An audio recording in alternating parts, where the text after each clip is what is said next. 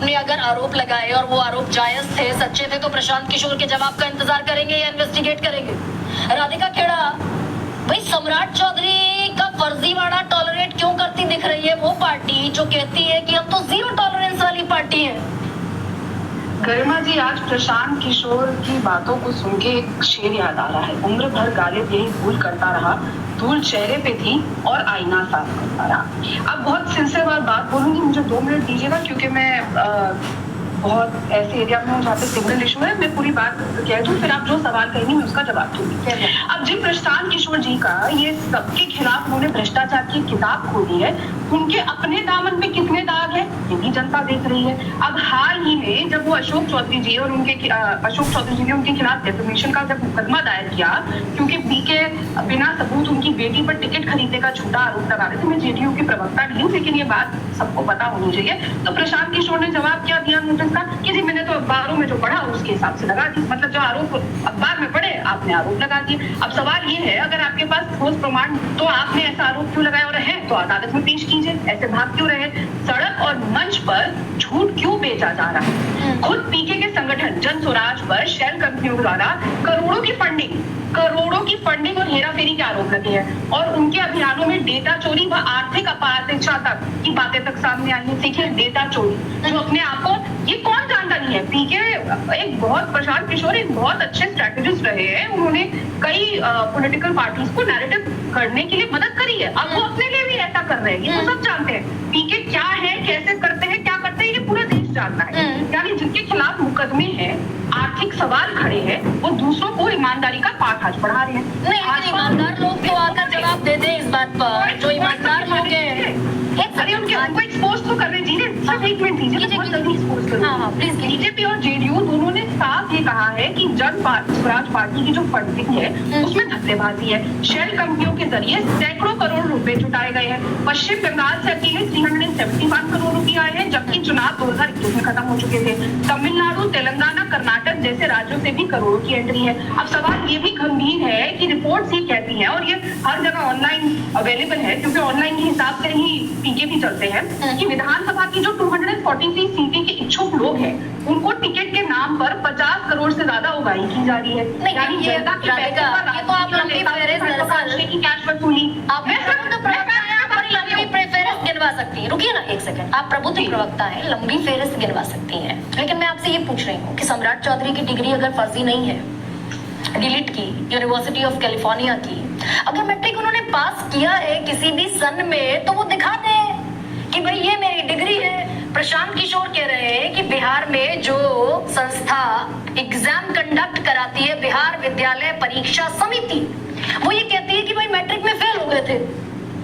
तो मैट्रिक में जब फेल हो गए तो यूनिवर्सिटी ऑफ कैलिफोर्निया से डिलीट कैसे कर लिया? बता दे सम्राट चौधरी। गरिमा जी, ये जो आरोप लगाए हैं प्रशांत किशोर ने, क्या इन्होंने इसके खिलाफ एफआईआर दर्ज करी है? क्या इन्होंने इलेक्शन कमीशन में इस पे कंप्लेंट करी है? तो उनके प्रवक्ता यहाँ पे कॉपी दिखा दें। सिर्फ इन्होंने शूट एंड स्पूट पॉलिसी इंडी ठगबंधन की तरह करनी है, आरोप लगाने हैं। और एफआईआर तो राहुल गांधी ने भी नहीं कराई वोट चोरी की, लेकिन राहुल गांधी आ रहा है ना, लेकिन राहुल गांधी पर रविशंकर प्रसाद, गौरव भाटिया, संबित पात्रा, अनुराग ठाकुर सब प्रेस कॉन्फ्रेंस करते हैं। गरिमा जी बताइए ना, जिन के लोगों पे आरोप, जो आरोप राहुल गांधी ने लगाए, उनके खुद के नेता राजन्ना साहब जो मंत्री है, उन्होंने कहा हाँ ये कांग्रेस की सरकार में होता था, क्या नतीजा हुआ? राहुल गांधी, मैं कुछ और पूछ रही हूँ, आप कुछ और बताइए। मैं बिल्कुल सही बात कर रही हूँ। आप राहुल गांधी पे गई ना, तो राहुल गांधी का भी जवाब दे दो। जिन लोगों के नंबर चैनल ने कल न्यूज में दिखाया था, आप ही के ट्विटर अकाउंट में चलाया है कि उस आदमी का जिसका नंबर उन्होंने सार्वजनिक किया, उन्होंने कहा मैं राहुल गांधी के खिलाफ केस करता हूँ। आप लोग भी चलाते हैं। Radhika ji, one second. You are a sensible spokesperson. I am repeating myself. आप ये कह रही हैं भाई प्रशांत किशोर ने एफआईआर तो दर्ज नहीं कराई। बात भी कर लेंगे प्रशांत किशोर पे जब मैं बोल रही हूँ। भाई रुकिए ना, राहुल गांधी ने भी एफआईआर तो दर्ज नहीं कराई थी वोट चोरी की, लेकिन अनुराग ठाकुर, संबित पात्रा, गौरव भाटिया, ये सब बाकायदा प्रेस कॉन्फ्रेंस आए ना जवाब देने। आपको बड़ी तकलीफ होती है ना, नहीं कर देते।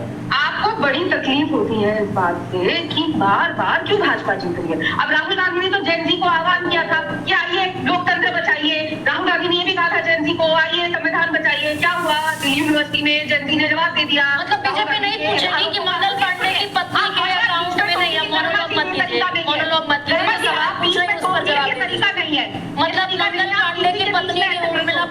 पास 2.25 करोड़ रुपए अकाउंट में कहाँ से आए बीजेपी नहीं पूछेगी। गरिमा जी, मैं जब जेनजी के जवाब के बारे में बात करती हूँ आप तकलीफ होगी। जेनजी पर डिबेट करने थोड़ी में फिर बीच में बोल रही है, फिर बीच में बोल रही बोलूंगी है। भाई। आप इस बात का फायदा उठा रही है कि आप स्टूडियो में हैं, मैं दूर हूँ और मेरी आवाज म्यूट कर दी जाएगी। आप ये फायदा उठा लिया, करिए या फू करिए। नहीं, आप ये देखिए राधिका खेड़ा मुझे राधिका खेड़ा एक सेकेंड नहीं इस मिजाज में मैं राधिका खेड़ा को अलाउ नहीं करूंगी कि राधिका खेड़ा बात करे। आवाज डाउन कीजिए राधिका खेड़ा की। इस मिजाज में मैं आपको बात नहीं करने दूंगी, एकदम नहीं बात करने दूंगी।